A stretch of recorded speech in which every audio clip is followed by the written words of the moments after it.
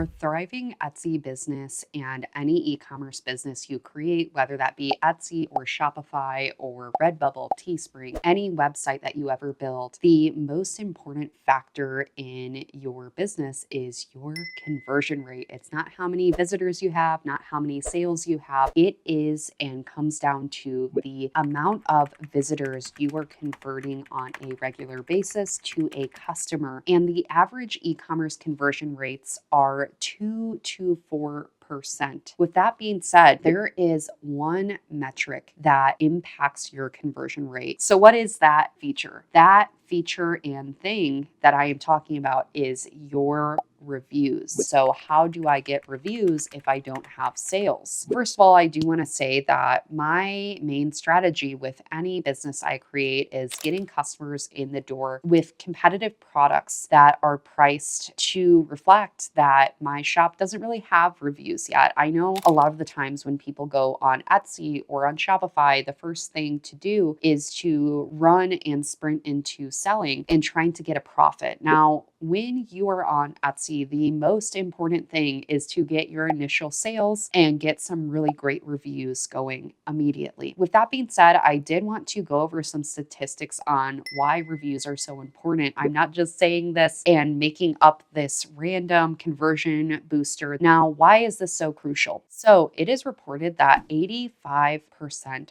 of consumers actually look at reviews prior to making a purchase. That means 15% of your customers find your product, and only 15% of those people are going to add to cart and purchase without looking at your reviews. So if you have no reviews, then you may be losing that 85% of customers because they don't know if they can trust your product, if it's a good product, if it's a reliable product. There's so many questions people have. Maybe people just want to look at a picture of your product. That's why you may get a lot of clicks and no purchases, because so many customers are looking at your product. They're not seeing a review. They're not seeing a photo of that product, and they just don't trust the product enough to buy it. They may add to cart, they may favorite, but to convert, usually they're going to need to see that product. According to Spiegel Research Center, products with reviews have a 270% higher likelihood of being purchased than products without reviews. So let that number sink in, because that is a real statistic and a real reason why I decided to make this video today. Without reviews, without testimonials, without pictures, videos, it's really hard to have a product that's going to sell on repeat for any business. So that's something to really build over time. If you already have reviews, then you can skip through the section on how to increase your quality of reviews in the next section of this video. But the main thing I want to focus on is how to get those first few sales, how to get some reviews, and keep up that review momentum. So in order to get your first 100 sales on Etsy, and what I recommend is to start by price staggering your products, because your perceived value of your products is quite lower if you have 0 reviews. So if you are in a competitive and saturated market, let's say on Etsy, you will want to price in the lower price points in the market that you are selling in. So an example is if you're selling a Comfort Colors C1717 in the teaching niche on Etsy, and there's a lot of shirts that are selling for $24.99, then you may want to price on the lower end of the spectrum. The average is $24.99, and the lower end of the spectrum is $22.99. The highest end of the spectrum might be $29.99. So what I would recommend to you is to price competitively. So maybe you're on the lower end of the spectrum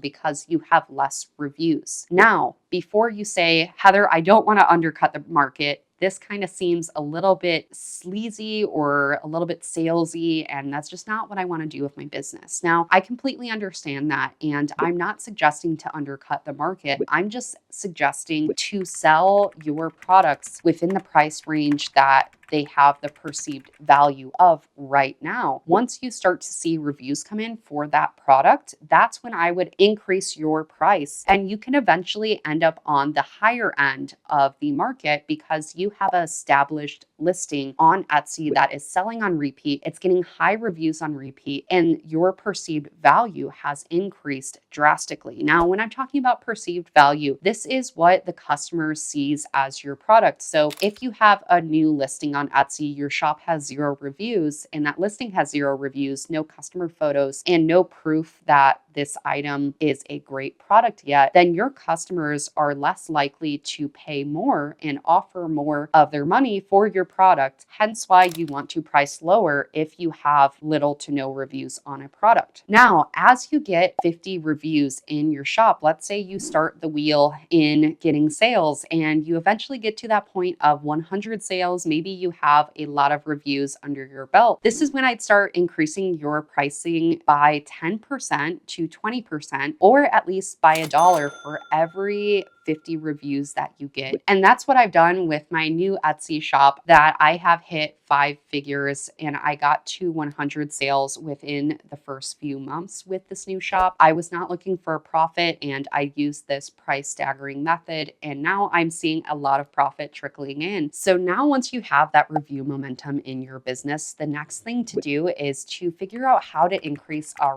frequency of reviews and have this almost be an automated system, so that once someone purchases from you, a week after that product is delivered, they can send a review to Etsy and they get reminded about that, rather than you manually typing out a message and sending that every single time a customer gets their item delivered. With Etsy, you usually have to wait 7 days after the item is delivered to that customer for the customer to fill out a review. That's generally a estimated window. Sometimes they could fill out a review sooner than that. Sometimes it may take a little bit longer. But with this data and knowing these time estimates, what we want to do is we want to send some type of reminder to that customer to fill out a review. The more reminders you have, the more likely you're going to get more reviews over time. And this only boosts you organically in the Etsy algorithm. And that means the less money you have to spend on things like ad spend. And in fact, this is the method that I used in my first Etsy shop that went to 450K in revenue. With that being said, how do we send these reminders continuously? And there are 2 ways I recommend. So if you have a print-on-demand business and you're using Printify, you can add in branded messages just by a few clicks of a button. And what I recommend is creating a thank you coupon to your customers so that, one, you get repeat buyers, and second of all, you recommend asking for a review on your shop when they come back to Etsy and the platform. So this is a card that is inserted for specific print-on-demand providers on Printify. So I have used Monster Digital, I've used Swift POD, and Diamond Tea all offer these thank you branded message cards that you'll see in this tutorial that I am just adding in the coupon I created on Etsy. And I'm just asking people if they can submit a review, specifically a photo review. Photo reviews are high conversion rate boosters in your business. On top of just a regular review, photo reviews can really impact your sales and convert at even a higher rate if you have photo reviews as opposed to just simple comment reviews. The second way you can remind customers to come back to your shop and give a review is by emails. So there is a new feature on Everbee where you can send post-purchase emails, just reminding a customer, hey, here's a coupon for purchasing from our shop and having this item delivered to you. And also reminding the customer, hey, we're a small business on Etsy. If you could give us a review, it would mean the world to us. These are comments and messaging that you could put into your emails that send automatically to your customers. There are so many ways that you can boost your shop organically, and this creates a beautiful streamlined momentum in your business by getting consistent reviews and consistent repeat buyers that shows Etsy that you are a strong contender on its platform, that it should boost in the algorithm more. Reviews really can impact your business. Now, if you're sticking with me during this part of the video, I want you to please let me know that you're still watching by commenting commenting below. I am going to become the review master. Type it in the comments so I know that you're still with me, and we're going to get into one more point during this video that I really want you guys to focus on. Let's say that maybe your reviews are lower star and you want to get higher star reviews and ratings on your products. How can we do that? First of all, this comes down to the setup of your production process. So for me, I have a print-on-demand business, and I only partner with print-on-demand companies like Printify that I know are consistently high quality and they have fast turnover rates. This is the most important part and piece of this puzzle, guys, which is fast turnover rates and consistent high quality. These 2 points are so important, and it really does come down to your setup of your business, which can be as simple as choosing the right print-on-demand providers for your print-on-demand and Etsy business. When I'm talking turnover rates, this is how fast a print-on-demand provider can print, pack, and ship that product to my customer, and that can really create an impactful amount of high reviews for your business. One of my most common comments in the thousands of reviews I have had amongst all of my Etsy shops in my time with Etsy and print on demand has been how fast my production time is and turnover rate to getting it to the customer. The second thing that impacts your reviews is your customer service. Now, I have worked as a customer service agent for a big company prior that I have handled thousands of dollars in returns on just one product alone. The one thing that I learned through my